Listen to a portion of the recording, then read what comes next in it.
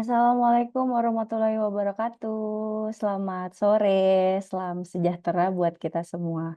Halo semuanya, balik lagi di Talk to Expert spesial Ramadan 2025. Nggak terasa sekarang udah hari ke-20 puasa, udah menuju 10 hari terakhir nih teman-teman. Bagaimana puasanya, lancar kan ya? Insya Allah 10 hari ke depan, semoga semakin lancar ibadahnya dan kita perbanyak ya ibadahnya. Sebelumnya perkenalkan diri, saya Elrin Juliana, Corporate Communication dari Power Commerce Asia. Senang sekali bisa ketemu para peserta yang luar biasa pada hari ini. Semoga semuanya dalam keadaan sehat. Amin ya robbal alamin. Acara ini diselenggarakan oleh Power Commerce Asia sebagai bentuk dari komitmen kami untuk berbagi ilmu dan pengalaman nyata dari para expert. Nah, apalagi di bulan puasa kita harus saling berbagi nih ya kan. Nggak terasa juga ini merupakan Talk to Expert terakhir di bulan Ramadan ini. Jadi di minggu depan di hari Selasa sama kami sudah nggak ada lagi. Tapi tenang teman-teman masih bisa menikmati atau bisa ngabuburit bareng kita di YouTube. Nanti spesial semua rekaman Talk to Expert akan kita up di YouTube-nya Power Commerce Asia, seperti itu. Nah, ini teman-teman boleh loh, di-share-share, link-nya ke teman-temannya, ke keluarganya, ke koleganya, semua ajakin, ngabuburit bareng para expert, bareng Power Commerce Asia, gitu. Tahun ini Talk to Expert spesial banget, mengangkat tema tentang the failure story atau, kisah kegagalan dari para masing-masing expert nih.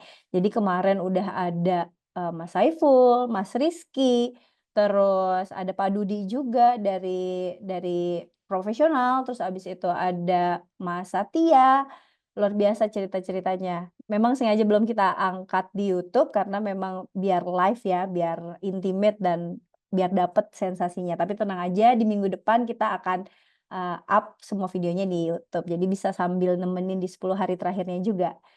Penasaran nggak sih gimana caranya, mereka itu kegagalan bisa menjadi batu loncatan bagi masing-masing expert tersebut. Nah, di hari ini udah tahu dong siapa bintang tamunya, udah di-share juga di sosial media powercommerce.asia. Hari ini kita akan ngobrol bareng Mas Sunil Tolani, co-founder Big Thinkers dan Mindset Maker, gitu. Boleh loh teman-teman, komen-komen juga di, chat, komennya, asalnya dari mana nih, terus bisnisnya apa atau pekerjaannya apa, boleh ya, biar aku bisa sambil saling sapa-sapa.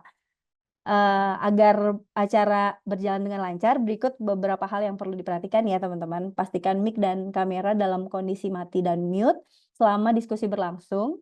Dan jika ada pertanyaan, silakan tulis di kolom chat atau nanti akan dibacakan oleh Pak Hadi selaku host di sesi Q&A. Gitu.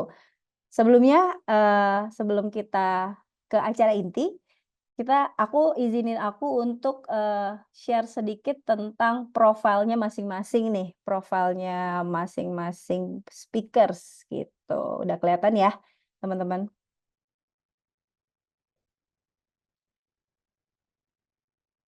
Oke. Yang pertama aku mau, ceritain sedikit tentang Pak Hadi Kuncoro.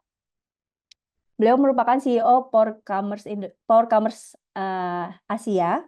Atau CEO dari Power Group Indonesia. Beliau merupakan, expert yang berpengalaman lebih dari 20 tahun di establish maupun startup company. Jadi beliau ini selama kurang lebih 20 tahun lebih ini, sudah makan asam garam baik, profesional di lokal maupun multinational company. Dan beliau ini merupakan, pelopor omnichannel e-commerce di Indonesia. Jadi beliau ini merupakan dulu co-founder-nya Zalora, Lazada, dan beliau juga mendapatkan achievement dari Zalora dan Lazada gitu.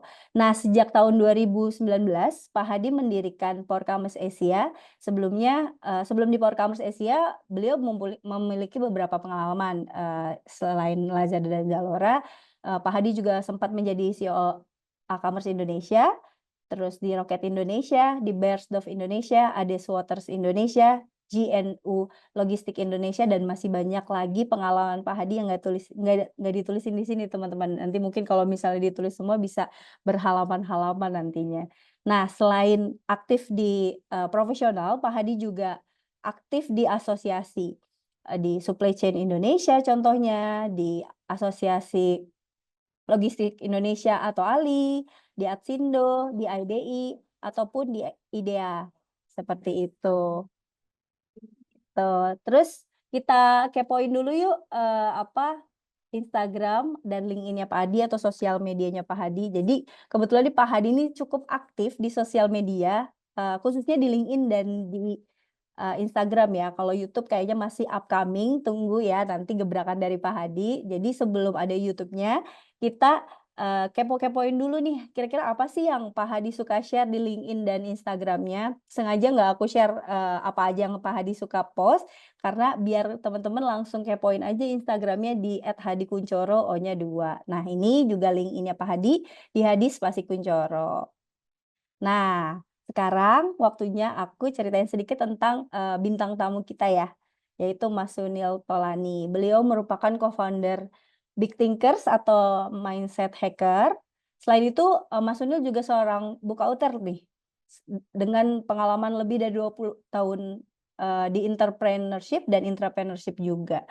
Beliau seorang storyteller kreatif dan memiliki podcast nih teman-teman di Big Thinkers Indonesia. Bisa dicek juga di YouTube-nya bigthinkers.id.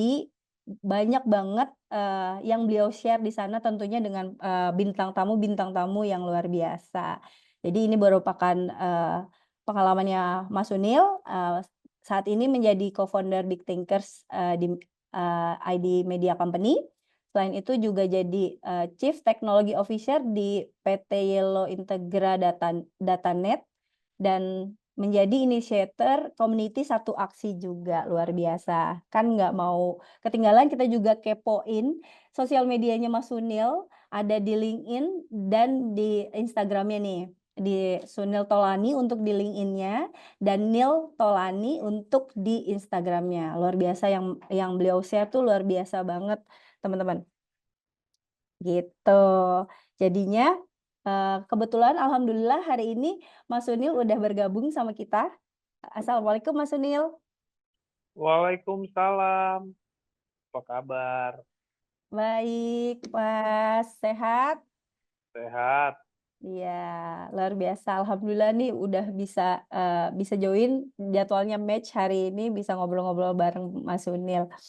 Yes. Thank you so Kebetulan much Pak for the Hadi juga udah introduction. datang, udah bisa share, udah bergabung sama kita, Pak Hadi. Bro, apa kabar bro? Selamat sore. Woi, apa kabar, bro?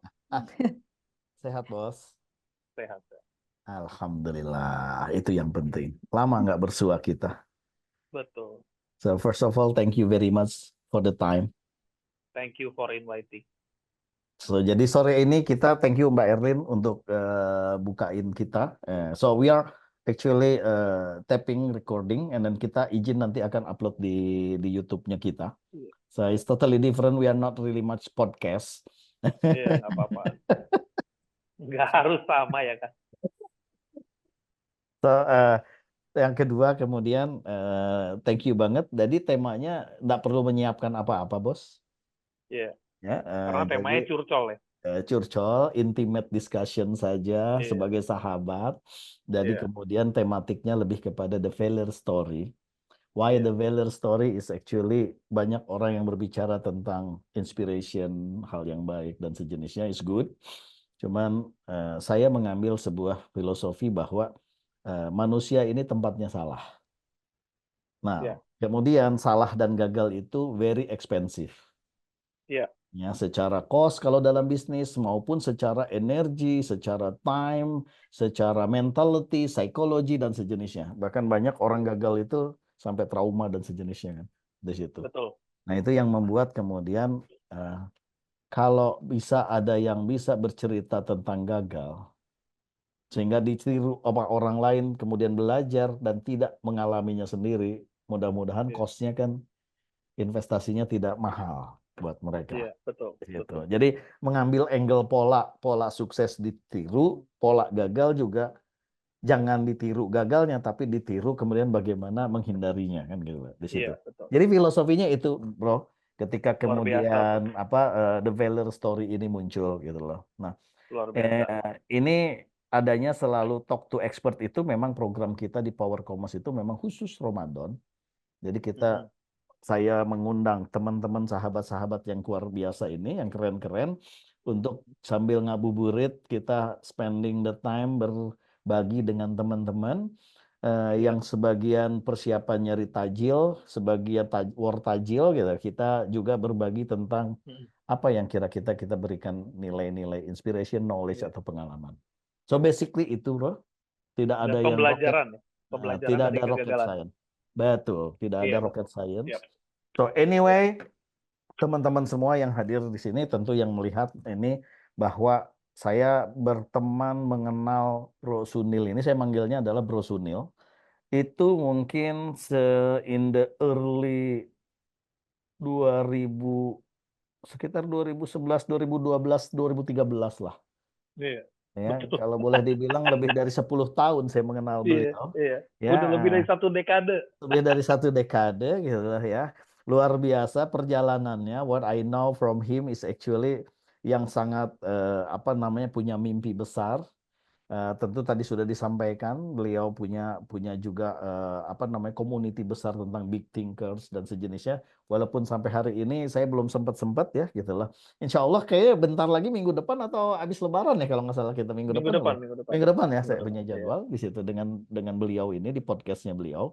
So apa namanya what I amazed about Bro Sunil itu adalah ya itu sesuai dengan podcastnya the big thinker. Pemikiran beliau ini besar banget gitu loh. Luar biasa, visionary, tapi kemudian sangat yang gilanya lagi sangat Indonesia dan paham Indonesia di situ. Iya. Eh, Sangat itu sayang itu sama Indonesia. itu yang gila yang gua pernah tahu dari seorang Bro Sunil di situ. Bro, anyway mungkin beberapa belum paham walaupun lu sangat selebriti banget gitu loh. Eh, Enggak lah. so just would like a very basic question dulu, bro. Kalau boleh cerita perjalanan hidup awal karir kombinasi profesional dengan entrepreneurs, sekarang mulai kombinasi dengan socialpreneurs dengan profesional and capitalismpreneur juga, macam-macam lah gitu. Kadang-kadang gue sangat susah mengfiguring out lu gitu loh. Boleh Hustler, cerita, bro. boleh Katanya cuma satu, hustler, bro. hustler, ya. Boleh Iya. boleh cerita nggak sih, bro, background lu perjalanan dan what makes you something apa namanya remarkable Suaranya moment. hilang. Sorry, Halo, suaranya hilang. Halo, halo. halo, halo. Oke, bisa kedengaran? Halo. Bisa dengar suara gua nggak? Sangat bisa, sangat bisa, sangat bisa. Oh, nah sekarang baru masuk tuh suara. Oh, Tadi hilang. baru masuk. Oke, Iya. sorry. So, mungkin ada hal dalam perjalanan sampai sekarang ini yang paling teringat tentang kejadian-kejadian apa yang membuat turning point lu dalam hidup atau terutama dalam bisnis atau karir dan sejenisnya. Can you tell the story a bit? Ya, oke. Gue mulai deh. Karir gue mulai pertama itu, thank you ya, Adi, udah memberi kesempatan. Gue mulai karir itu di umur 17-18. Gue bekerja di perusahaan kayak ngerakit komputer ya. Cuman di situ gue merasa blessing karena gue dapet bos yang gue sampai hari ini gue panggil Godfather. Karena dia adalah mentor pertama gue. Dan dalam proses itu gue masuk benar-benar dari teknisi, dari orang yang disuruh pasangin skrup, pasangin chip, motherboard dan sebagainya, benar-benar teknisi. Sampai gue dipercayai ketemu klien, sampai difasilitasin mobil dan sebagainya. Of course journey-nya dari bawah ke atas. Dari situ gue belajar yang namanya spirit of entrepreneurship. Sebenarnya yang gue belajar itu spirit of entrepreneurship dari sosok dia. Kedua, gue juga diajarin dalam hidup itu lu nggak perlu depend sama orang terlalu banyak. Lu perlu connect sama orang, tapi lu nggak perlu depend. Yang perlu adalah baca. Oke. Karena gue dulu nggak suka baca, bro. Oke. Jadi gue Oke. dicekokin buku ya. Dengan kalimat pamungkas dia itu tiap kali beliin buku. Zaman dulu lu masih ingat nggak Borland C++ tuh bukunya segede-gede. Ya. Ya. Itu sama dia ajak gua makan, dia pergi ke Time Bookstore back in the days ya. Zaman dulu di Plaza Indonesia. Ya. Dia kasih gue bukunya dengan dia tab di belakang gitu. 10 hari nggak ada pertanyaan, saya anggap kamu mengerti. Wow, oke. Sadis, bro. Dianggap Ya kan? mengerti atau lu nggak baca sama sekali? Iya, kalau gue nggak baca, gue yang mati. Karena gue masih Iya. dikasih kerjaan, kan? Iya. Iya. Zaman dulu tuh gaji cuma 400-500 ribu. Hal yang nggak bisa gue lupakan adalah saat dia bilang sama gue, lu bisa nggak datang kantor, jangan naik mikrolet public itu. Public Karena transport. kurang ini. Jadi gue disuruh dress up. Di mana semua orang pakai t-shirt and jeans, gue disuruh pakai celana and shirt and necktie. Dia bilang sama gue, dress up for success. Ya udah gue ikutin. Dia bilang, lu bisa nggak datang tuh naik taksi. Gue coba, bro. Gue pikir nanti bakal di reimburse ya dong. Asik dong, ya nggak? Naik taksi, bro, Wah, tiap hari. disuruh gaya, keren, difasilitasi, Disuruh oke dong bos. ya. Iya Oke. dong. 15 hari gaji gue habis, bro. Habis itu gue datang ke dia, kan. Gue bilang, ini reimburse-nya gimana? Gitu kan. Dia bilang, gue nggak pernah janjiin lu reimbursement. Tapi gue cuma mau kasih lu pengalaman. Enak kan naik taksi, ber-AC. Iya, enak. Sampai kapan lo mau jadi teknisi? Sekarang saatnya lo sales, biar lo dapat komisi. Wah, gue bilang gue dijebak nih, sialan. Tapi di situ emang bener, dia ngajarin gue filosofi kalau lo udah biasa dapat nikmat. Nah, ini kalimat dia. Kalau lo udah bikin standar lo tinggi, dalam apapun kondisi hidup lo nggak akan go below that. Itu standar basic lo. Jadi kalau standar basic lo adalah, gue kemana-mana naik mobil. Gue apa-apain. Jadi dia bilang, paksain otak lo untuk memiliki sebuah standar. Di mana dalam kondisi apapun, lo nggak akan nyerah. Lo akan fight for that standard. Mungkin cara ngajarinnya agak ekstrim. Beda sama guru-guru filosofi. Gue stop dulu. Waktu itu back then lu umurnya kan 17-18. Iya. Oke. Waktu kemudian setelah kali ke-15 lu komplain sama dia minta reimburse tadi, dia ngasih tahu filosofi ini ke lu. Iya. Dia ngasih tahu. Karena dia bilang gue masih kecil, teman-teman gue itu uang sekolahnya 50 perak. Zaman dia masih kecil. Dia dikasih bapaknya 200 perak. Jadi dia tuh bilang, gue itu hidup dengan standar itu. Jadi gue pas gede, gue nggak akan go below 200. Gue akan basic, gue di 200. Ya gue akan mati hidup, gue punya standar segitu. But means your gimana? boss ini means that your boss ini seorang mentor yang baik loh. Akhirnya dia nggak cuma ngasih tugas, tapi abis itu dia juga ngasih tahu nih filosofinya apa, ini maksudnya apa ya. Keren loh. Ini orang emang keren. Nah, abis itu ya udah diajarin gue gimana caranya komunikasi, diajarin gue gimana cara negosiasi, dia kenalin gue, dia paksa gue belajar multi language. Dia sendiri jago. Dia bisa 11 bahasa dulu. Wow. Dan dia bilang sama gue, emang genius, orangnya genius. Bahkan ada satu, gue cuma cerita beberapa insiden, nanti gue masuk ke failing point. Gue itu orang yang sangat nggak pede. Kemana-mana jalan tuh begini, bro. Kenapa? Karena gue lulus SMA doang. Teman-teman kuliah. Terus gue keluar dari, ibaratnya kiblat gue keluar dari komunitas. Bombay kan rata-rata tekstil, ekspor, ya kan? Toko interior. Gue masuk ke IT jadi teknisi pula, ya kan? Jadi di dalam community nggak ada confidence. Karena pertama ya itu, lo nggak kuliah, nggak ada confidence. Dan akhirnya dalam proses itu gue jadi itu salesperson boy ya, SPB di pameran. Lo tau kan kalau zaman dulu pergi pameran beli komputer ya kan, mampir ya kan, kita kasih brosur, ngejelasin. Nah, bos gue ini adalah orang pertama yang import modem. Zaman dulu kita ngomongnya fax modem. Yang zaman net gitu kan. Kebetulan gue lagi duduk di situ. Dia cuma bilang sama gue satu hal. Sunil, siapapun datang, tanya apapun, jawaban kamu harus cuma satu. Yes, we can. Hmm. Ya udah, gue bilang backing gue bos gue, ya udah gue jawab aja orang itu instruksi dia gitu. Hmm. Lu tau merek Lion Star kan? Produk Ya, plastik merek plastik. Lion Star. Ya, ya. Nah, anaknya datang tuh bro, baru pulang dari Amerika. Hmm. Anaknya tanya, what is this? Gue jelasin. Zaman dulu brandnya US Robotics. Kalau lu masih inget tuh brand-brand hebat tuh dulu. Ya. Fax modem. Ya, so gue jelasin tentang modem, functionnya apa, untuk network, untuk connect the server juga bisa, connect network juga bisa, ada LAN card-nya, ada modem card-nya, dan sebagainya. Lebih teknis lah. Ya. Si orang itu bilang sama gue mau bangun sistem Unix. Gue juga kagak tahu Unix itu apaan. Tapi gue bilang, yes, we can. Itu bahasa gue. Karena tadi mandatnya adalah yes we can. Yes, we can. Ya. Oke. Udah, dia pulang. Hmm. Gue dikasih kartu nama, gue tunjukin bos gue bilang, ini lu Hmm. lihat kartu nama dia MBA. Hmm. Dia orang MBA sekolah di Amerika. Tapi dia kagak ngerti teknologi yang lu lagi jelasin. Berarti Hmm. dia lebih goblok dari lu. Jadi Hmm. ijazah itu bukan menjadi satu faktor yang bikin lu nggak pede. Ya. Dia bilang sama gue, lu kalau punya informasi, you are the winner. Ya. Tapi kalau lu bisa commercialize information, you are a killer. Yes. Ini bahasa-bahasa dia. Dan akhirnya gue bilang, oke bro, dia lagi minta Unix. Gue kagak ngerti apaan Unix. Dia bilang, gue juga kagak ngerti. Lu pergi ke toko buku, lu beli bukunya. Lu pelajarin. Dalam 10 hari, lu harus bikin proposal. Dari situ confident gue kebangun. Nah, itu back story-nya. Habis itu gue keluar dari dia.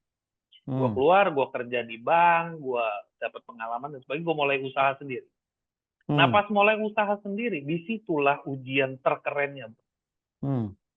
Kita pakai gaya nyali, kita pakai gaya terobos sana, terobos sini, ya kan? Dan di situ terjadilah gue mulai ngimport Tamagotchi, bro. Jadi kalau Nah, pas ngimport, udah mulai greedy, bro. Margin gede, semua gede, greedy, ya kan? Akhirnya pas barang, kan kita nggak pakai perhitungan. Barang itu tuh pasti ada musimnya. Di mana nanti kalau lo adalah the early player, ya lo masih dapetin margin yang gede. Tapi di tengah jalan banyak orang juga bakal import. Ya. Nah, di situ gue spekulasi habis-habisan, bro. Dan akhirnya gue collapse. Karena barang mulai masuk, double jeopardy. Barangnya mulai banyak. Kedua, Indonesia krisis 98 tuh, antara 96 ke 98. Ya. Nah, di situ my first fall down. The first fall down, di mana I almost, gue ngerasa kayak hancur gue, malu gue, habis. How old are you back then? 21, 22. Wow. Oke. Wow. Kita ketemu lagi narasumber yang di usia early 20 yang sudah mengambil resiko mengerikan gitu. Oke. Dan itu urusan sampai ke bank, ya kan, sampai akhirnya gue jaminin rumah gue, bro, dan itu gila sih itu. Oke. Just to make a competition, how much money in the collateral in the bank issue at that time? Kalau di value? Kalau secara total loss gue 5M. Wow, 5M. Oke, gila nih teman-teman gue ikan semua. Anak-anak usia 20, 21, 22 kemarin Rizky 9 miliar, lu 5 miliar. Ini gila, lu gila. Oke, wow. Jadi dari situ gue proses gue bangkit lagi, gue kerja lagi, Dari situ gue ambil job, gue kerja, utang lu 5M, gaji lu cuma 1,7 juta. Gimana lu datinnya? Nah, itu artinya kita pakai hustler gitu. Kebetulan masa-masa itu ekspor lagi gencar, bro. Ekspor lagi gencar banget. Dan problemnya adalah sorting barang. Oke. Nah, di sini gue pakai kekuatan, ketekunan dan persisten. Nah, di situ gue mulai pakai Yellow Pages. Gue punya teman-teman di dunia ekspor. Lu butuh barang, teman gue kebetulan butuh barang. Ya, akhirnya gue bilang, oke, gue cariin lu barang. Lu butuh apa aja gue cariin. Gue kerjanya buka Yellow Pages, cari distributor, dan sebagainya. Long story short, gue dapetin barangnya, gue dapat komisi, dan dalam waktu 1,5 maksimal 2 tahun, utang itu lunas. Lunas, wow. Ya, Wow. Dan itu menurut gue bukan pekerjaan gue, tapi menurut gue itu adalah faith gue ke Tuhan. Karena Hmm. itu nggak mungkin terjadi oleh seorang manusia. Jadi Ya, istilahnya itu ya, hanya bisa terjadi based on miracle. ya. Gitu. Tuhan juga kasih kemudian itu karena kemudian ikhtiar lu yang luar biasa. Iya, karena waktu itu kalimat nyokap gue sih yang nonjok gue.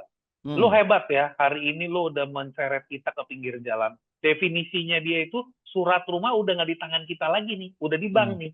Hmm. Jadi kalau Hmm. lu gagal, ini bisa diambil nih rumah Hmm. gitu kan. Hmm. Itu Hmm. memalukan dan itu membuat gue kayak, gila, gue bangun bisnis kan tujuannya bikin orang tua gue lebih happy. Bikin gue Hmm. biar diagungkan, dibanggakan lah istilahnya, anak gue hebat.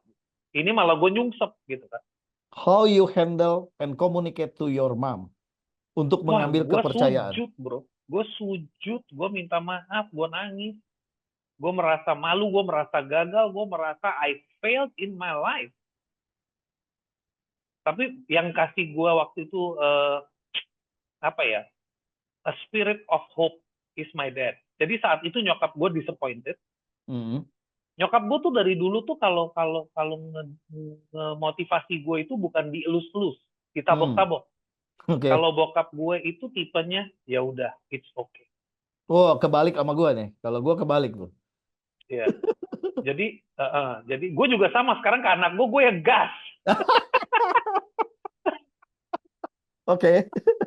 Jadi gue bukan ya udah it's okay, enggak gitu. Oke, lanjut. So, then the respon untungnya lu punya ekosistem supporting dari your dad positif ya. Enggak supporting sih, babe gue pasrah tipenya. Pasrah, Lu mau oke. gimana? Lu anak gue, masa lu gue maki-maki terus gitu istilahnya. Gue udah, ya udahlah gitu. Ibaratnya dia lebih kayak menyerah dan melihat itu lebih sakit lagi. Karena lu jadi lihat orang tua lu nggak hopeful, tapi hopeless. Oke. Wah, itu gila sih. Nah, habis itu second strike itu gua bangun semua bisnis dan sebagainya. Gua bekerja sama satu orang. Nah, ini yang pertama adalah sendiri. Kedua, gua berpartner. Gua berpartner dan gua secara nggak langsung ditipu oleh partner. Oke. Nah, ditipu oleh partner dan akhirnya jadi gue berpartner sama orang, tapi gue punya investor di belakang. Nah, investor ini kenalan gue. Partner ini kenalan gue. Jadi gue orang tengah nih. Jadi kalau ada apa-apa yang ditembak, gue duluan. Ibaratnya. Nah, akhirnya dalam proses itu pokoknya terjadi manipulasi keuangan dan sebagainya. Kalau dalam sistem accounting yang lo udah tahu, kita suka kejebak dengan account receivable. Duitnya belum masuk, tapi kelihatannya profit. Goblok kan. Ya. Iya kan? Gitu. Ya. Jadi dia mainin daerah situ, account receivable. Jadi kita tenang-tenang aja, nggak taunya duit 1 M hilang ibaratnya gitu. Nah, gue di situ kena masalah besar. Masalahnya adalah gue dituding sebagai orang yang memakan uang, dan dia orang yang sangat berpengaruh di dalam community. Orang yang sukses, powerful, financially. Jadi kalau nama udah kesebar, wah si Sunil makan duitnya Hadi, misalnya gitu kan. Nah, itu kan jadi fitnah plus reputation. On the floor, langsung. I cannot get a job. Dan gue apply a job. 3 orang tolak gue, I am really sorry because lu ada problem sama orang ini, jadi gue nggak bisa hire lu. Mental lu drop nggak? Wow, hancur. Frustrated. Untung nggak gila. Iya. Dan gue udah sampai di fase yang lost my confidence. Karena buat gue ya, lu lose money, nothing. Tapi kalau lu lose yourself, waduh, itu bahaya. Oke, but somehow like this. Lu ketika dengan bank 5 miliar, lu tumbuh, lu hebat, lu fight back, jadi. Ketika kemudian ini nilainya lebih kecil, lu frustasi lu lebih besar. Ada fitnahnya, karena ada fitnahnya. I see. Oke. Business loss is a calculated loss. Oke, lu speculate, lu make economical problem.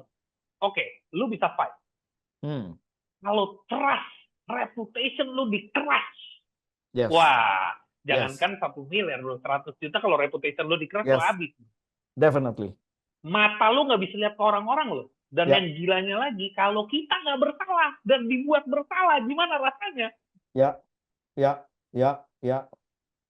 So, itu challenge yang kedua, failing part kedua, di mana, learning-nya adalah, kalau yang dari pertama, learning-nya adalah, ya, lu jangan speculate, lu harus calculate. Yang kedua, don't trust people easily. Dari situ, gue bangkitnya dengan support-nya nyokap. Yang itu bangkitnya dari support nyokap. Jadi nyokap bilang gini sama gue, lu cuman kecipratan karma. Tapi orangnya sempat masuk penjara, bro. Partner gue itu Oh, masuk penjara. oke, oke. Ya. Gue nggak keseret, dia yang masuk.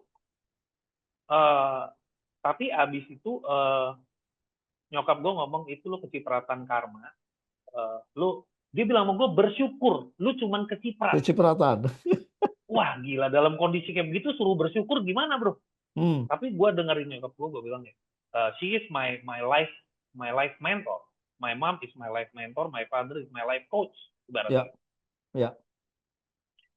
So di situ gue cuman berdoa dan akhirnya pas di doa ada suara, Sunil, you want to rise in faith or die in shame. Lo mau bangkit dengan keyakinan Tuhan ada di sisi lo, atau lo mau mati dengan kemaluan. Lo malu dan lo mati, udah. Gitu. You're dead. Mati di sini bukan mati literal kita mati di kubur, tapi lo mematikan diri lo punya keberhargaan diri lo matiin. Jadi lo akan selalu hidup merasa diri lo nggak berharga. Ya. Gua bilang enggak, gua akan rise in faith dan akhirnya gua pergi ke setiap acara, setiap gathering, gua nongkrong, gua pergi, gua ketemu orang, meskipun orang-orang ngelihat gua kayak seolah-olah tukang makan duit. Tukang, ya. Ya. Mereka, Tapi ya, negatif itu view-nya. rasanya sangat tidak enak dan nggak bisa dijelasin rasanya gimana ya. Kebayang. Dan di saat itu gue cuman berdiri, di kepala gue cuma satu, I am not alone, I am with God. God is with me. Setahun kemudian, dari kejadian itu, setahun kemudian, gue dipanggil. Ada kesempatan interview for a job. Jadi gue setahun tuh kecil-kecilan cari-cari ini. Gue bilang,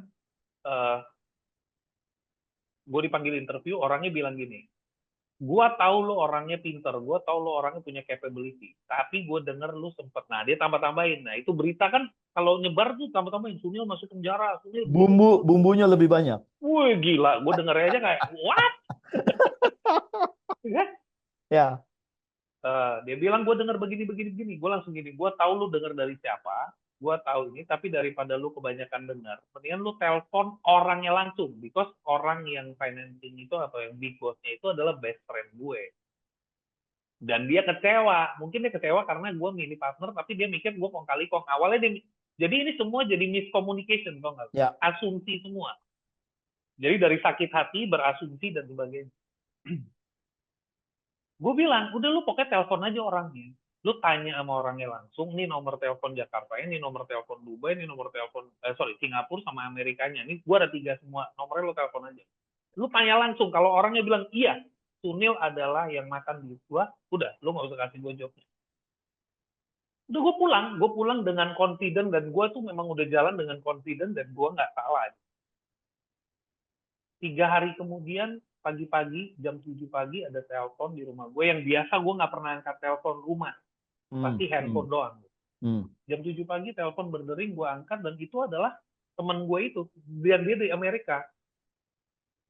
Dia bilang, Mel, gue udah kasih personal guarantee ya buat lu. Shock nggak lu? Orang yang ngomongin soal gue, ngomongnya, Mel, gue udah kasih personal guarantee soal lu. Dan itulah miracle when you have faith in God. Ya. Dan akhirnya dari situ gue ajakin dia ketemu, dia juga settle, kita ngobrol, miskomnya di mana, akhirnya we clear the air between us. Dan uncle yang nolak gue job itu pernah sekali gue undang, kayak ngopi-ngopi gitu. Gue bilang, dia kan yang bilang sama lu gue makan duitnya, berarti gila dong dia sekarang lagi makan sama gue lagi. Bego dong dia, gue bilang. Jadi Tuhan memberi space kalau kita bisa bertahan. Itu yang gue belajar, bertahan itu penting. Bertahan, kalau lu bener lu bertahan. Tapi kalau lu bener dan lu nggak tahan, ya udah, you lost the game of life. Oke, but then this the question. Untuk bertahan 1 tahun, kalau dalam posisi yang tidak enak dan dikasih serangan negatif, apalagi fitnah, jangankan Dan setahun. community, ya, Exactly, dan dan community, community. orang-orang terdekat, community di dalamnya, jangankan setahun. 1 jam saja sudah disaster, udah kayak neraka banget kan buat kita. Iya. How you can handle 1 tahun itu? Apa yang lu lakukan? Apa yang lu... Doa, bro. Doanya gue gila. Itu tahun itu doa gue gila. Tiap hari gue doa, bro. Bisa 3 jam gue doa. 2 jam gue doa. Gue bisa duduk kalau orang Muslim, jelasinnya gampangnya kalau buat yang nonton orang Muslim, zikir, bro. Zikir selama 2-3 jam, bro. Every day. Every day. Dan setelah itu udah. Dan setelah itu lu menemukan betul-betul, oke, I leave it to God, I believe on you. And then Jadi gue ngatur otak gue begini. Oke, Sekarang gimana? gue nggak kerja untuk orang, gue kerja untuk Tuhan. Caranya gampang. Gue duduk. Jadi kayak gini, lu tiap hari harus ngantor jam 8 pagi kan? Ya. Ya udah, gue jam 8 pagi udah mandi-mandi, udah duduk di kamar kebayangan. Gue zikir sampai jam 12. Ibaratnya gue kerja untuk Tuhan 4 jam aja. Selesai. Berarti gue udah kelarin tanggung jawab gue. Gue masuk kantor jam 9, pulang jam 5. Ibaratnya gitulah. Ya. Nah ini gue bikin jam 8 sampai jam 12 gitu, atau jam 8 sampai jam 11. Udah. Every day. Jadi gue anggap I went to my work, gue pergi ke kantor, gue pulang, udah selesai. Udah, sekarang gue nggak perlu pikirin. Sekarang bos gue yang pikirin. Bos gue siapa ya, Bu? Oke. Dan nggak mudah, ngomongnya mudah, ngelakuinnya nggak mudah. Exactly. Karena bagaimanapun kan ketika kemudian lu merenung dan duduk, lu bicara dengan Tuhan, lu memasrahkan pada Tuhan, tapi kan otak dan mental pikiran lu kan fighting. Wah, tiap hari kerjanya begitu terus, betul. Di titik apa yang akhirnya lu menyadari bahwa oke, gua memasrahkan diri. Gua memang akan jalanin ini untuk Tuhan dan gua believe Tuhan akan bantu gua. Di titik apa? Mungkin gua nggak bisa ngomong nggak bisa ngomong ikhlas, tapi gue bisa ngomong pasrah. Bener-bener pasrah itu habis 4 bulan. 4 bulan. After 4 bulan jadi struggling between iya.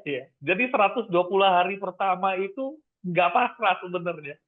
Penuh dengan ego, fight, self talk yang negatif. Lo emang useless, lo emang nggak patut berbisnis, lo goblok, lo nggak bisa pilih partner, lo nggak bisa ini. Pokoknya penyerangan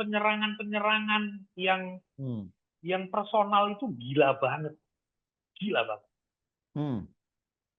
Suara-suara negatif itu. Tapi ya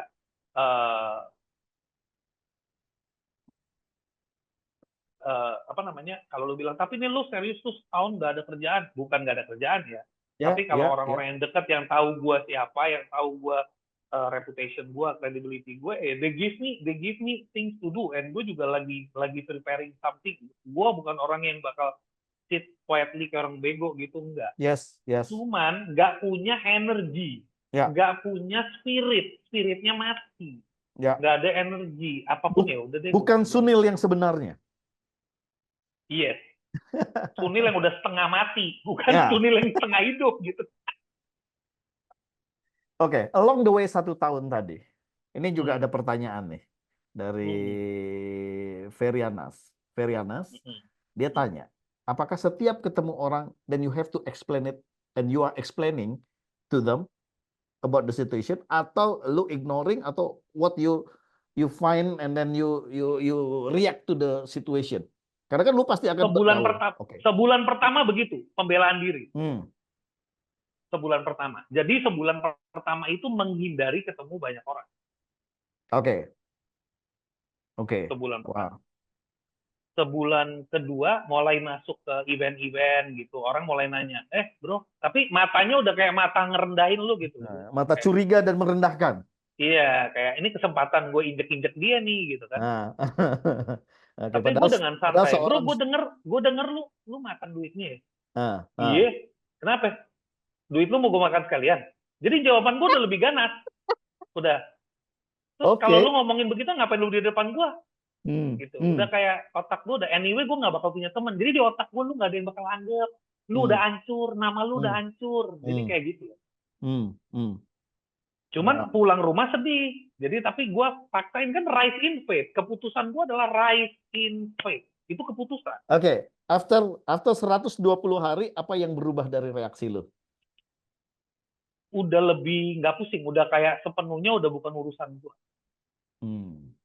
Jadi it's like this, gue udah nggak pikirin lagi mau orang ngomong apa. Lama-lama kan lu jadi kebal, jadi bebel, ngerti nggak sih? Cuman gue tetap striving to do the right thing. Nah, yang paling susah itu striving to do the right thing, karena di momen seperti itu yang datang ke gue fraudster. Kan namanya pebisnis ada dua, ada yang pebisnis yang highly integritasnya tinggi, ada fraudster juga. Dua-duanya bisnis. Yang fraudster banyak yang datang, bro, ada opportunity ini, ayo bro, ini bro, ayo bro, udah lupain, ini cuannya banyak gini. Itu yang paling berat. Karena ujiannya ini depan gua ada kesempatan duit cepat nih, tapi caranya nggak bener gitu kan. Gitu. Sampai berkali-kali apa gua sekalian aja melipir ke jalur, kalau kita ngomongnya black hat, white hat gitu ya. Apa sekalian masuk ke jalur black hat, udah tanggung sekalian aja gitu ya. Tapi ya bersyukur ada ibu yang selalu mendoakan, bapak yang selalu mengingatkan. Bapak gue selalu bilang, dalam hidup lu pilih 2 jalur aja, 2 track.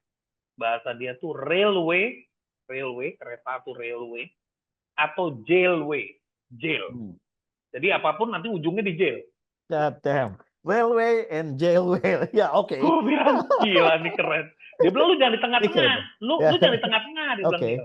Lu pilih track lu. Lu mau sekalian jadi mafia sekalian, abis-abisan, atau lu jadi orang baik sekalian. Jadi yang terbaik. Jadi yang terbaik semuanya. Either yang dari yang terburuk, yang terbaik dari yang terburuk, atau yang terbaik dari yang terbaik. Oke. Iya, betul. Wow. Jadi gue bilang, wah.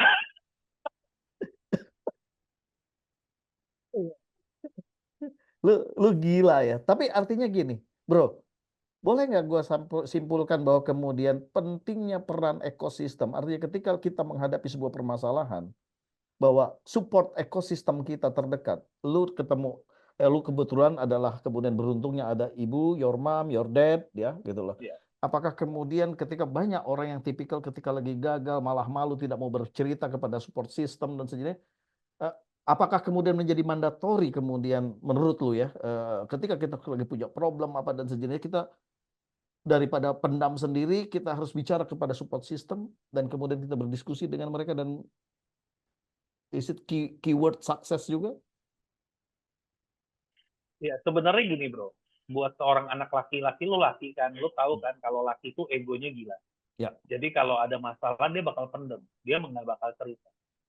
Jadi gue bilang I'm lucky to have a parent yang bisa, udah lu cerita aja, kelihatan kok muka lu mau mati, gini.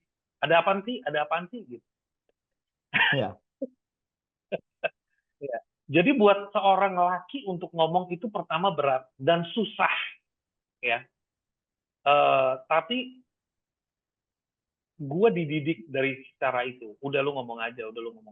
Jadi kalau pertanyaan lu adalah, jawaban gue adalah, please, mau lu dimaki-maki, mau lu digebukin sama bapak lu, ibu lu, atau support system lu, tapi ingat, mereka melakukan itu karena saya, bukan karena benci.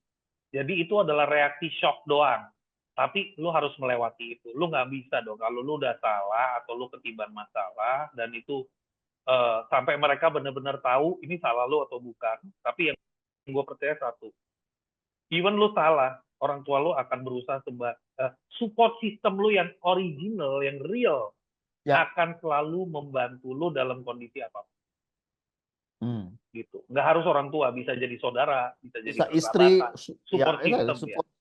Ya. Oke. Tapi untungnya lu tuh hebat nih. Hebatnya apa?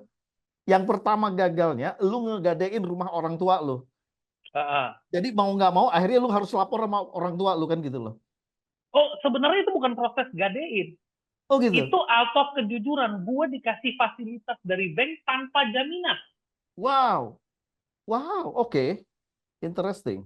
Gue yang datang ke bank, guys, gue mampus, gue belum bisa bayar. Untuk sementara nih gue kasih rumah gue. Ah, lu kasih gadai kolateral ke bank.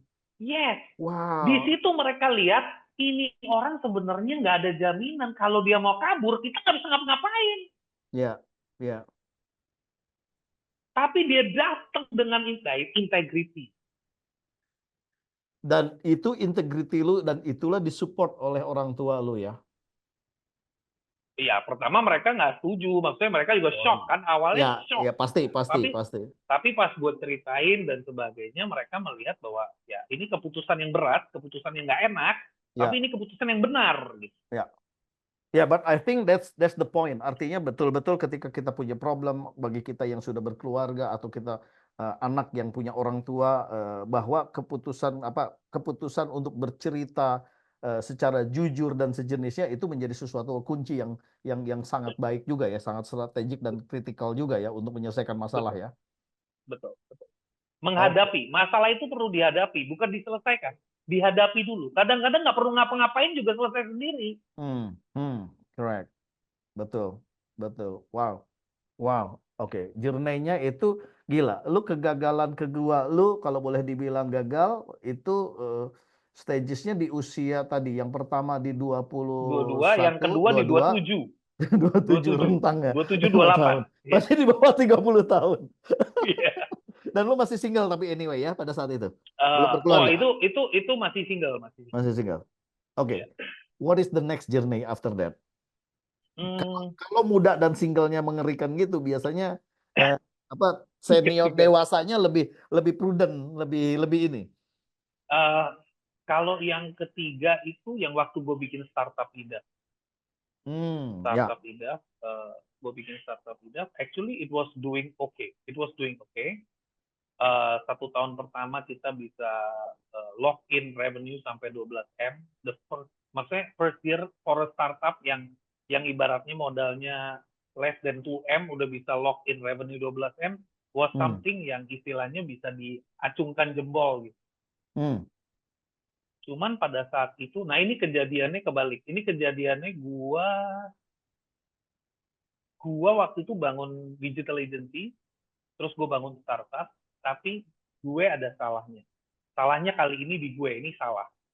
Salahnya adalah kalau di dunia corporate atau di dunia knowledge, business coaching gitu, kesalahannya adalah hiring fast, firing slow. Oke. Ya. Jadi pada saat kepepet mau bangun usaha dan sebagainya, kan gue jiwa entrepreneur ya.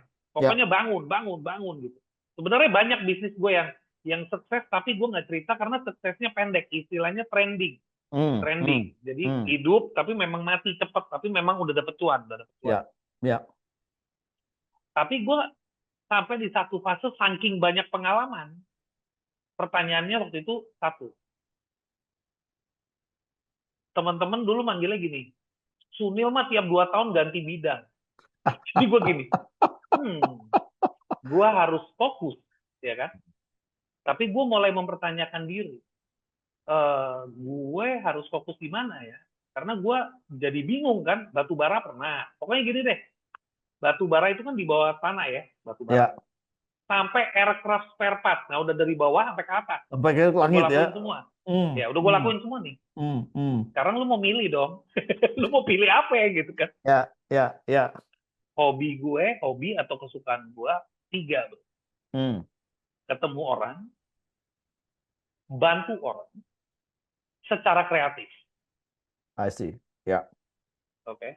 Digital agency back then was the perfect fit. Satu, Yes. ketemu Correct. orang, problem solving menggunakan Ya. teknologi, Ya. dan kreatif. Yes. Ada digital marketingnya, ada bikin website, Ya. ada bikin aplikasi, kan ada inovasinya. Ya. So itu 3 fit dong di bidang itu. Gue bilang oke, perfect. Gue akan ambil bidang ini dan gue akan mastery di sini. Jadi jangan sampai ada orang nanti ngomong sama gue, lu ganti-ganti bidang dulu ya gitu. At least lu udah punya core-nya dulu lah sekarang yang ini. Yeah. Yang lain tambahan-tambahan boleh lah ya. Gitu. Lu bikin core-nya. Oke. Tapi gue jalanin itu dengan tidak confident karena gue sempat lost. Kan lu ketemu orang yang spesialis. Ya. Gue generalis. Ya. Lu ketemu orang spesialis, programmer spesialis, desainer spesialis. Ya. Lu jadi nanya, gila ya, gue nggak punya apa-apa. Kalau gue nggak punya skill, gimana gue mau survive? Di saat itu gue underestimate soft skill. Gue underestimate marketing skill, gue Ya. underestimate negotiating skill, gue underestimate leading skill. Gue nggak anggap itu sebagai skill yang penting. Oke. Tapi gue makin jalanin agency gue waktu itu. Gue mulai menyadari pengalaman gue ini keren. Tuhan kasih gue pengalaman dan warna ini luar biasa. Gue kecepatan ceritanya. Gue mundurin ada kejadian ketiga, turning point ketiga. Sebelum Ida, turning point ketiga. Gue trading, bro. Gue mundur dikit ya. Ya. 2007 gue trading. Gue masuk ke industri chemical. Bingung kan lo, kayak gue masuk ke chemical? Gue baru mau ngomong, hah? Oke. Di mana gue berangkat ke Afrika, bro. Dan di situ turning point hidup gue, bro. Karena gue ditodong sama AK-47, bro. Gue udah mau mati, bro. Jadi gue pergi ke satu tempat namanya Togo. Dari Accra. Oke. Naik mobil, pakai bodyguard. Cuman orang udah bilang, kalau bisa 4:30 lu keluar dari sana. Jaraknya kayak di sini ke Bandung, bro. Ya. Naik mobil. Ya. Cuman kerennya, begitu lo nyampe, lo harus cop visa $100. Dan sebenarnya lo kalau jalan kaki aja lewat gitu. Ya. Jadi bukan ini, cuman border biasa. Cuman di sana kita ketemu market, pasar, ketemu buyer, bawa sampel, nego, kelar-kelarnya jam 6, bro. Oke. Udah mau gelap. Dan resikonya kalau lewat jalan itu, biasanya ada pasukan militer-militer yang kurang asik. Oke. Nah, cuman gue sama temen gue, temen gue sih sebenarnya yang lebih nekat dari gue malah kayak 4:30 pulang, udah nggak dapat order, nggak apa-apa, besok aja balik lagi. Gue orangnya gitu. Enggak, Neil, ini tanggung nih, orangnya mau closing nih. Beneran closing. Kita dapat closing 3 kontainer glycerin. Oke. Udah nih, asik semua, udah paper, udah sign, udah happy ya nggak ya? Jalan masuk mobil, bodyguard udah ada 2 nih, bro, pakai pistol loh. 1 driver, 1 orang. Nyetir diberhentiin, bro. Yang berhentiin bukan 1 orang, bro. Yang berhentiin itu ada 50-60 orang. Langsung suruh turun. Orang itu nego dulu. Nego, ngomong. Kakinya ditembak, bro. Nah, lu kalau ngelihat depan penyelamat lu kakinya ditembak, gila sih. Gila. Mentally langsung lu down, pengen balik. Bukan down. Itu cinta gue ke Indonesia naik 10.000%. Cinta, ya. Kan? Lu ngapain ke luar negeri cari duit? Lu lebih tentram di negara lu sendiri, istilahnya gitu. Oke. Gila. Nah, habis itu kita ya biasa ditodong, dipukul, kayak ditendang gitu, kepalanya ditodok gitu, dan habis itu dia minta duit dan sebagainya. Udah, gua sampai ngompol, bro. Literally kayak lu nonton di film-film yang orang ditodong, it's real, it's like that. Gitu. Considering kalau di Indonesia Sunil segede gini gitu ya, ngompol gitu ya. Iya, nah itu coba lu pikirin tuh. Dan habis itu ya pokoknya dia ambil semuanya. Gue cuma minta tolong paspor gue jangan diambil, everything you can take but not my passport. Dan akhirnya mereka kayak ya udah, again blessingnya Tuhan, karena di Afrika itu 1 nyawa $1, 1 bullet $1. Jadi kalau dia tembak orang, terus di dompetnya ada $1.000, berarti dia untung $999. Itu cara mereka berpikir. Untuk orang-orang yang begituan lah ya. Akhirnya gue bilang udah kita terselamatkan, dan akhirnya gue pulang. 3 hari gue nggak keluar kamar. Kayak orang Frozen gimana tuh? Kayak this is my second life. It's nice. Itu turning point. Turning point gue terbesar. Dan setelah itu gue bangkit nggak tahu apa yang terjadi. Hari keempat gue cuma ngomong sama partner gue, one day gue akan balik lagi dan bisnis di sini skalanya lebih ganas. Oke. Artinya gue bukan tipe yang run from fear, I will face the fear. Tapi ya namanya orang shock pasti ya, butuh Ya, time to ya, face. 3 Jadi hari kalau pertama down dulu. Manusia lah, manusia. manusia banget. Ya, Tapi lucunya setelah itu gue balik ke Indonesia. Ya of course orang tua gue yang denger, paman panik. gue yang Ya, denger, paman ya, gue ada di Lagos, gue di ya, Accra. Jadi ya. gila pas denger story itu, please jangan kirim anak lo ke sini, gue nggak mau tanggung jawab, istilahnya gitu. Kebayang. Akhir itu gue masuk ke industri garment bareng teman gue. Disitulah kesempatan yang gue nyadar bahwa gue udah beda. Sunil yang dulu cuman Sunil yang the mind, punya trik untuk cari jalan, cari solusi. Tapi kali ini gue beneran pergi sama dia ke Tanah Abang, kan di situ ada kayak area pasar kecil yang jual aksesoris, tuh nggak lo, yang Ya, apa? ya, Lu mau cari zipper ya, Nike, ya, betul. Adidas, Ya, tombol button, betul. pokoknya ada Ya. tuh. So kita lagi main di konveksi, bisnis konveksi. Dan gue di sana, literally gue ditodong, pakai pisau gitu di belakang. Jangan baik bicara, kasih dompet, kasih handphone. Gue cuma nengok, gue gaplok orangnya, bro. Gue gaplok. Dan abis gue gaplok, gue yang shock. Tapi gue ngomong sama orangnya, ya lagi ini doang, istilahnya gitu. Lu gak ada artinya, gitu. Di situ gue realize, semenjak itu gue udah gak takut sama siapapun. I see. Lu nggak tahu gue pernah ditodong sama AK-47. Tapi semenjak itu gue gak takut sama siapapun kecuali Oke. Jadi and gue juga bukan takut sama Tuhan, gue cinta sama Tuhan. Jadi gue nggak pakai terminologi gue takut sama Tuhan. Karena gue cinta, gue takut menyakiti Tuhan. Ya. Jadi istilahnya gue punya rasa takut itu udah nggak ada lagi. Dan itu turning point. Cuman harus ngelewatin itu tuh, oh shit, I almost died. Ngelewatin Afrika ya. Iya, and alone ya. Not ya. Lu lewatnya jauh ya, Afrika. Jauh, bro. Oke. Wow. Oke, back then tuh tadi, kemudian next journey-nya ke Ya, IDAF. kalau IDAF itu adalah bukan business failure, tapi lebih tepatnya wrong timing. Jadi kita keburu-buru bikin sebuah startup di mana era digital product, digital affiliate belum ready, too early. Jadi bisnis itu sempat dibangun, sempat sukses, tapi ibaratnya gue self sabotage, gue matiin, gue istilahnya tutup sendiri gitu. Dengan dua pemikiran, lebih baik gue potong satu jari sekarang, gue tidak merugikan angel investor gue, atau angel investor gue rugi dikit daripada rugi banyak, ibaratnya. Dan dari situ gue cukup mempertanyakan masalahnya di mana ya nih? Kenapa lu ada sukses nggak, sukses jatuh, sukses.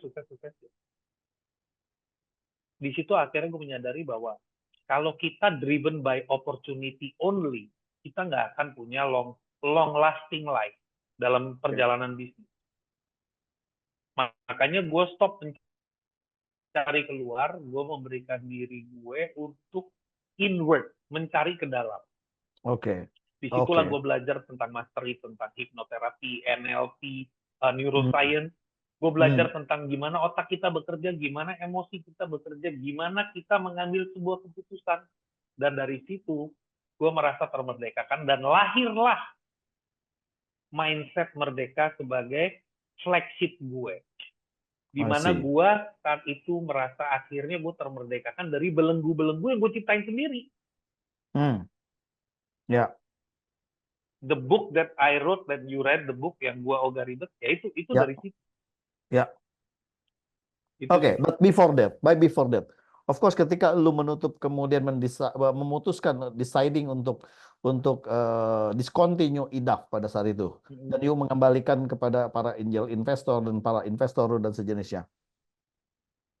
Of course, there is already analysis and there is also preparation, but still they will questioning a lot to you, right? So, how you handle that? Iya, jadi gue bilang, satu, gue salah pilih tim. Gue langsung ngomong, gue salah pilih tim. Hmm. Tim gue tidak memiliki mindset entrepreneurial. Jadi tepatnya bukan tim, tapi partner. Lebih Oke. tepatnya partner. Kalau tim Hmm. itu kan kita hire. Ya. Tapi kalau partner itu, kalau lo salah pilih, lo sulit. Kedua, gue bilang bisnis ini Sorry, keren, tapi sebelum yang kedua. marginnya kecil. Ya, tapi sebelum yang kedua, gue tanya dulu. Salah pilih partner. Salah pilih partner. Salah pilih partnernya tadi. Kalau seandainya ada nggak investor lu kemudian nyari, dan kalau kayak gitu ya udah diganti aja partnernya. Iya, Tapi lu ngomong. bisnis tetap dilanjutin gitu loh. Iya, ngomong. Gue jawab. Nah itu, gue jawab. Kalau bisnis ini gue lanjutin, runway-nya butuh kencang. I see. That's the second explanation-nya ya. Runway yang kencang. Iya. Gue bilang runway butuh kencang. Kita tidak di momentum yang tepat. Dan kita nggak tahu kapan momentum yang tepat hadir. Emang gue bisa prediksi COVID, bro? Kagak, bro. Ya, make Karena sense. momentum yang tepat pada saat COVID. Karena pas COVID 2020, gue cuman gini. Tuh kalau IDAS nggak gue tutup, hari ini gue udah meledak nih. Ibaratnya gitu. Ya. Jadi, itu momentum. Cuman di saat itu gue punya tekanan satu. Gue ada uangnya angel. Jadi gue punya prinsip, kalau gue nggak bisa kasih lo untung, at least gue jangan bikin lo buntung total. Buntung-buntung dikit itu bagian dari resiko bisnis. Ya. Tapi kalau buntung total artinya gue yang goblok dong. Ya. So, gue harus man up, speak to them. Ini kondisinya, gue udah nggak feeling sama jalur ini. Dan ini nggak bisa kita pertahanin. Kalau kita pertahanin, cost-nya jalan terus, marketnya nggak jelas. Kedua, waktu itu memang menyarankan untuk pivot. Tapi kita belum ketemu solusi yang tepat. Jadi akhirnya kita memberikan waktu sampai 1 tahun ekstra untuk mencari another pivoting. Tapi belum ketemu. Dan akhirnya gue bilang udah enough. Enough, nggak usah kita cari-cari, nggak usah pecahin kepala. Let's close this as learning. Kita belajar sesuatu, and kita mencoba sesuatu, it works, tapi marketnya belum ready. Ya udah, nanti when the market is ready, we jump in the wagon together. So kemampuan beruntungnya lu punya kemampuan tadi ya, nih soft skill tadi ya, communication, negotiation skill terasah dari sejak usia kejadian-kejadian 17, 18 dengan mentor lu yang luar biasa. Itu powerful banget ya akhirnya menghadapi problematika ini ya. Iya, betul. Wow, itu yang menjadi kuncinya ya. Karena banyak orang spesialis itu mengignore soft skill ini. Iya. Dalam bisnis di situ. Padahal sebenarnya sebagai kepemimpinan soft skill itu bukan jauh lebih punya peran masing-masing, tapi soft skill itu punya powernya yang lebih strategik pada situasi-situasi tertentu ya. Begitu ya, ya bro ya. Betul. Jadi gue itu percaya bahwa 90% of the problem is only in communication. Oke. 90% of the problem. How you talk to yourself, how you talk to others, how you negotiate with others, itu penting. Then the next journey, kalau gue boleh tanya, lu kan punya pengalaman banyak. Ada yang sendirian, ada yang dengan partner, kemudian partner bermasalah, mengkhianati, ada yang kemudian macam-macam lah ya, partner berjalan bersama-sama dan sejenisnya dengan angel investor, tapi you decided untuk discontinue dan kemudian return back all everything dan sejenisnya. Kalau gue boleh tanya, in the next journey lu, dengan semua pengalaman ini, lu lebih yang single player ownership, foundership, or you are more comfortable dengan yang partnership, atau seperti apa? Kan sekarang versinya ngomongnya sama Sunil yang udah main Mixer ya? Ya. Beda sama dulu ya? Correct. Kalau sekarang gue lakuin semuanya. Dan peranan gue sekarang, gue CTO di perusahaan. Berarti profesional ya? CTO di perusahaan. Gue co-founder dari perusahaan media Big Thinkers. Berarti gue adalah entrepreneur ya. Tadi entrepreneur ya. Entrepreneur ya. Terus gue punya mindset merdeka dan gue baru rilis buku kedua gue udah gini aja. Dan itu solopreneur ya. Jadi gue main di 3 ranah sekaligus. And you made it. And I made it. Wow. How you manage the time, how you manage the energy, how you manage the focus. The question is not about time, how you manage the energy. Exactly. Okay. Yeah. Once you know how to manage energy, sekali lu udah ngerti gimana memanage energi lu akan lebih mudah memanage time. Dan begitu lu ngomong soal time and energy udah lu ngerti, lu serahin sisanya ke dua hal. Trust the process and trust God. Okay. Jadi gue yang tadinya goal oriented banget, sekarang gue itu bisa main di dua. Gue bisa main di proses oriented atau goal oriented. Kerja di corporate ngajarin gue menjadi proses oriented. Makanya gue menyarankan semua upcoming startup founders, please work in corporate for 1-2 years. So you learn the process orientation. Yeah. Because in startup it's about goal oriented. Yeah. Fast, ya kan? Nah, lu belajar ini dua, lu kuasain ini dua, lu gunain waktu lu 3-5 tahun untuk punya dua pengalaman ini. Habis itu lu gas. Okay, that's the question. Karena yang how to manage the energy, artinya you start with the to understand the priority in the every moments, right? In yourself, yeah. In yourself, right? Dan kemudian momentum itu kemudian baru keluar energinya. Oke, karena prioritasnya tahu di situ. Pertanyaannya adalah menjadi begini. Karena everyday mungkin activities lu tadi ya, intrapreneur iya, entrepreneur iya, solopreneur iya, ya kan? All in the same the daily job you, daily activity lu kan berjalan. Gitu. Dan ini kan plus parenting ya. Plus parenting as another. Ya, 4.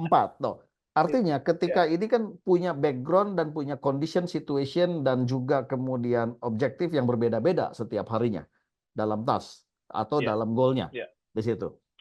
Dengan beda-beda background, beda-beda task, beda-beda objektif dan sejenisnya, di situ priority juga berbeda di sini.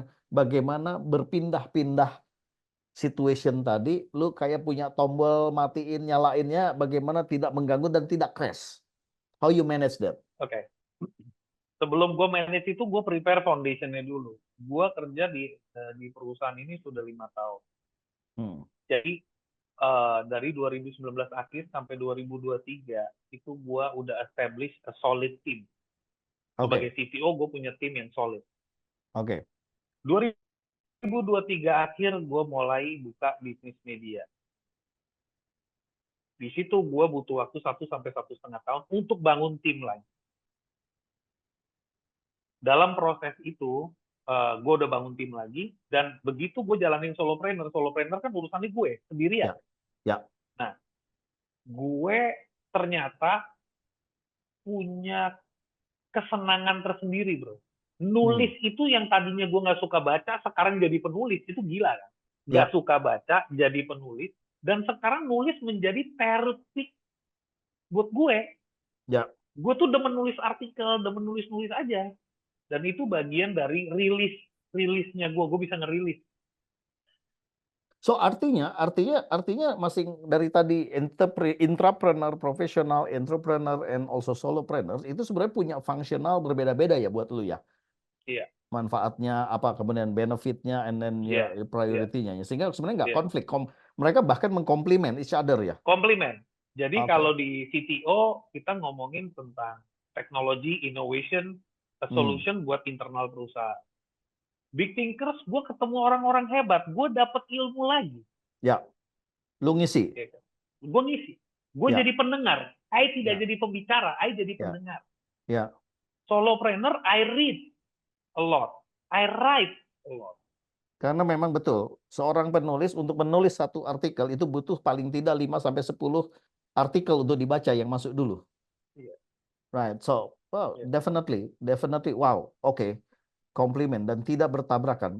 Tapi pernah nggak dalam situasi satu hari lu konflik? Konflik 3 ini. Dan apa yang lu lakukan? Tapi yang nomor 3 itu nggak pernah menjadi priority karena solopreneur. Artinya itu flexibility. Yang 2 yang bermain di 2 ini, misalnya bisnis media dan sebagainya. Sebenarnya simpel sih. Gue tinggal lihat pakai diagram kan, yang mana yang urgent, yang mana yang important aja. Kalau urgent and important itu yang gue fokus. Gitu aja. Iya pakai tabel Eisenhower lah ya, urgent, Iya, important dan simple. Iya, sejenisnya. iya. Oke, Udah wow, sesimpel itu. simpel itu. Gitu. Oke, karena in the end of the Dan day yang paling penting kunci, sebetulnya fundamental tadi. Preparation 5 tahun timnya sudah ada, kapan ya, bisa mendelegasikan, kapan yang harus sendiri ya, dan betul, sejenisnya. betul. Sebenarnya preparation fundamentalnya yang sudah Iya, disiapkan ya. fundamental. Iya. I Dan see. kedua, untuk manage energi, tapi Bro Nil, gimana cara manage energi? Say Hmm, no. Say no 100 times. Bukan say hmm, yes 100 times. hmm, Because otak lu mau bilang, kerjain ini, kerjain ini, kerjain ini, respon hmm, ini, react ini. hmm, No, no, no, no, no. hmm. Ya, kalau lu udah say no, tersisa Oke, yang penting, Bro. oke. Just a big question. As an entrepreneur dan intrapreneur, itu kan goal and background-nya pasti tuntutannya berbeda. Betul. Karena resikonya juga berbeda. Yang satu intrapreneur as a profesional, jelek-jeleknya kita paling banter ya sudahlah di SP dipecat lah ya gitu lah. Tapi kemudian menjadi entrepreneurs adalah kemudian ketika menjadi bermasalah reputation problem, kalau memang financially resikonya bisa sampai punya hutang apa dan sejenisnya. Have you been ever in that situation conflicting or not? Enggak, Bro. Karena gua udah belajar dari begitu banyak challenging situation Ya. di belakang. Hmm. Jadi gue ngejalanin sesuatu itu dalam kapasitas gue sepenuhnya. Jadi I only run within my mental capacity, pocket capacity, power capacity, networking capacity. So why that the keyword to say no tadi? Iya. Tidak Iya. semuanya, karena jiwa entrepreneur itu kan jiwa serakah. Ketika ada muncul opportunity, mau ambil, yes. Kan jiwanya sebetulnya itu entrepreneur Oh itu ya. iya. Ya kan? Bahkan tadi sebelum Zoom ini, gue lagi nyetir, temen gue sampai di mobil ngomong gitu, lu kenapa nggak kontak temen lu untuk invest biar lu lebih cepat growth? Hmm. Gue bilang kalau gue kontak orang sekarang, minta dia invest, itu bukan untuk grow, untuk survive. Gue Hmm. lagi bangun bisnis yang bisa sustain. Hmm. Jadi kalau ada duit masuk, itu untuk amplify, untuk accelerate. Jadi nggak ada duit pun gue hidup. Kalau ada duit ya bonus. Kalau ada investor maksudnya. Ya. Jadi gue nggak mau lagi ada di posisi I need. Tapi I want to be in the posisi you need, not I need. I see. So, apakah dengan demikian berarti bar lu udah terset up standar di atas standarnya lu yang udah lu set up ya barnya? Iya, karena gue ya kayak kita udah tahu lah ya up and down-nya startup gimana ya. Jadi gue main di 3 ranah, Bro. Lu ngomong bisnis tuh modelnya cuma 3 gue. 1, high profitability, sustainability, and scalability. Berarti setelah profitnya tinggi mungkin lu bisa bertahan tapi belum tentu lu bisa scale. Ini bisnis model 1. Bisnis model 2 itu high sustainability, ujungnya profitability, tapi belum tentu lu bisa scale. Ya. Tapi lu bisa bertahan. Berarti bisnis model ini membuat daya tahan lu yang kuat. Yang ketiga adalah bisnis yang highly scalable, baru bisa sustain, profitnya nggak tahu kapan, tapi dia udah bisa scale dan sustain. Sampai situ lo nyambung kan ya? Lo nangkep ya? Ya. Nah, sekarang kita mainin nih, Bro. Gue sebagai entrepreneur, gue ngomong di level bisnis model sustain. Betul. Begitu gue ngomongin entrepreneur, gue ngomongin di sisi scale. Kita ngomongin media scale. Ya kan? Oke. Terus solopreneur, gue buka training, gue buka webinar, gue jualan produk, itu high profitability. Correct. Sudah, kalau udah jalanin 3-3 itu dengan pemikiran yang sangat aman, Bro. Stabil, semuanya sustain, semuanya secure. Jadinya secure, aman. Bukan secure lah, balance loh. Balance. Gua pikir secure lah, balancing itu oke, tapi maksudnya ketika lu di sini lagi on, di sininya off dan sebagainya, maka secure, basic barnya lu udah tersecure sebetulnya. Iya, betul. Soalnya itu yang membuat lu happy. Iya. Lu yang membuat gue happy anak gue sih, Bro. Security anak lu, tapi kan akhirnya you have a purpose yang kuat akhirnya. Betul. Makanya sampai lu tadi bilang bukan lagi gua yang mau, tapi dia yang butuh gua dan sejenisnya. Karena itu orang-orang yang sudah tahu purpose-nya. Iya, benar. Udah tahu purpose. You're right. Correct. Wow, keren, bro. Gua match lo, gue tahu lu and multi talenta, multi dimensi bisnis. Kadang-kadang yang seperti pembukaan di awal tadi gue bilang bahwa gue nggak ngerti bisnis lu tuh banyak banget apa yang menjadi ini kan gitu. Ya, ketika kita dulu masih sering nongkrongnya gara-gara COVID Iya, akhirnya iya. tertunda lah banyak nongkrongnya kita dulu ya gitu. But somehow I mean a lot of thing journey bahwa kemudian kegagalan tadi bahwa kalau gue boleh summarize beberapa poin bahwa ketika gagal maka kemudian hadapi di situ. Betul. Dan kemudian bicarakan dengan terbuka kepada support ekosistem. Kemudian selain berikhtiar juga kemudian faith menjadi kunci, keyakinan dan keimanan tadi Iya. di situ. Iya. Dan ketika lagi frustasi betul bahwa the greatest creator itu yang membimbing lu, yang karena dialah yang maha segalanya dari Iya. itu. But then the most important for me is actually for you is actually buat gue dari belajar dari lu adalah soft skill. Lu gila sih soft skillnya. How to do your mentality, your mindset, your communication, your attitude, your soft skill. Damn. Iya. Wah, gila Iya. gitu loh. Karena itu adalah yang weakest di gue dulu kan. Itu yang gue doubt. Yang gue sempat self doubt tertinggi itu. Yes. Dan itu Ya. gue balik jadi the strongest point-nya gue. Itu yang keren. Itu yang turning point lu bahwa yang tadinya lu minder karena lu lulusan SMA, tidak kuliah, soft skill lu menjadi bermasalah, tidak pede dan sejenisnya, akhirnya lu berjuang keras turning point itu dan justru sekarang lu lead by that soft skill. Iya. Nongkrongnya sama rektor, sama akademisi, itu kan beda bro. Correct. Correct. So that's remembering me when I back to the same age with you, bahwa lagi muda waktu gua masih kere dan masih jadi ini, gue selalu bilang waktu gua masih jadi pelajar gitu dan gue selalu bilang if I want to become a good manager then I have to be act like a manager. Act itu bukan gaya bajunya ya, tapi pikirannya, attitude-nya dan sejenisnya. Termasuk benar-benar menyelami peranannya ya, bertanggung jawab sama peranannya. Correctly. Then when it's come the opportunity-nya, rezekinya datang, kita tuh udah ready. Betul. Dari situ. Nah, dan rezeki datang itu kita nggak pernah tahu. Yang lu bilang tadi. Iya. Itu. Betul. Kesempatan Jadi itu gue sekarang udah nganggapnya itu money is benar-benar by product. Uang itu hanya produk Produk apa sih kalau bahasa Indonesianya?